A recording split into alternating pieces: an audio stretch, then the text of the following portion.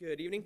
So tonight we are going to be in Jude, the book of Jude. We're going to be in verse 3 is going to be our main verse, but we'll be in the book of Jude. Now, while you're turning there, trying to bounce between Revelation and Hebrews and back to Revelation and back to 1 Peter, as you're looking for Jude, tonight's message is going to be a part of a two-part series. Next week we'll do the second part. So this week we're talking about contending for the faith. Contending for the faith, and that comes from verse 3.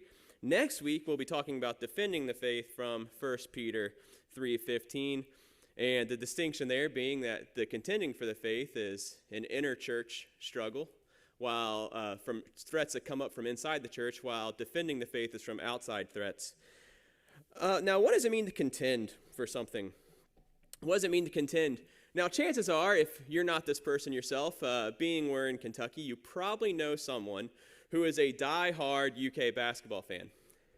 And they will tell you that nothing makes them happy unless UK is in the Elite Eight, but even that doesn't make them happy. It has to be a championship, and they've been bitter since 2012.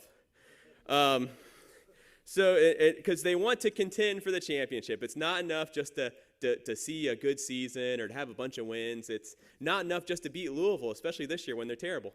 You want to win the championship. You want to contend. Now, growing up, I've been a Chiefs fan, which we won't get into that, but I've been a Chiefs fan my whole life because my parents were. They're from Kansas. And most of my, growing up in middle school, high school, the Chiefs were terrible in the 2000s, absolutely terrible. And I would just be happy if we won a few games we weren't supposed to win.